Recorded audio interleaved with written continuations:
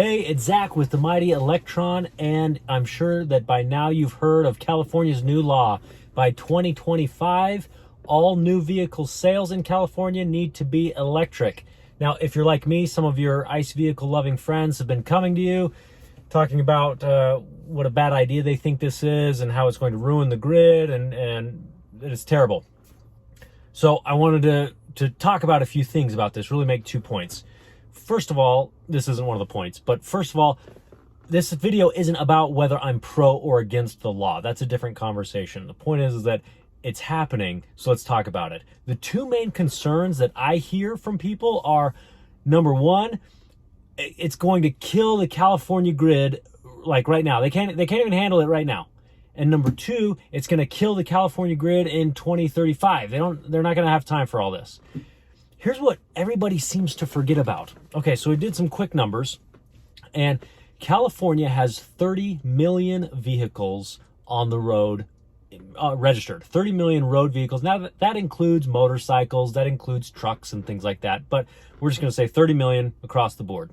Second fact that we need to know is that California sells an average of 2 million new vehicles a day.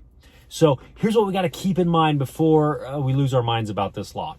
Number one, would this crash the California grid today? If the law were today, maybe. Keep in mind that nobody's snapping their fingers and saying all California vehicles are now EVs. It's saying all new vehicle sales will only be EVs. So all of the current non-EVs, all the current ICE vehicles on the road are still going to be driving on the road. So you got to remember, it's not like instantly tomorrow 30 million EVs are going to be sucking power off the grid. That's number one. Number two, it's not like instantly on January 1st, 2035, 30 million EVs are going to be sucking power from the grid.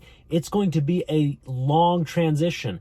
The average age of a vehicle on the road is 12.2 years old. 12.2 years. That's average. That means there's going to be some, of course, that are younger, but some that are a whole lot older. A lot of times I'm driving vehicles that are like 15, 20 years old, okay? The transition is going to take a while. Just some quick numbers. If there are 30 million vehicles on the road in California and we're replacing 2 million of those, let's assume we're replacing 2 million of those a year, that's a 15-year transition. It's going to take a long time to completely phase that out. Number one. Number two, it doesn't even start till 2035. We've got over 10 years, 12 years to get that going, to get it ramped up.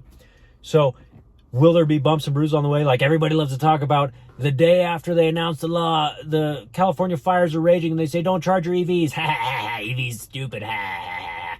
Guys, come on. There's going to be bumps along the way, right? We're not ready to launch this thing tomorrow. The point is that by 2035, California will be ready for it, because also the last ICE vehicle is going to leave the California road in probably 2055. I mean, as a daily driver, you'll always have, shoot, there's still Stanley steamers if you go to the museum. But the last real EV or daily driver ICE vehicle, that's not going to be till 2055 that leaves the road. We got plenty of time. Everybody just take a breath, calm down. Welcome to the EV revolution. It's happening. So thanks for being along for the ride. All right, we'll talk to everybody later. See ya.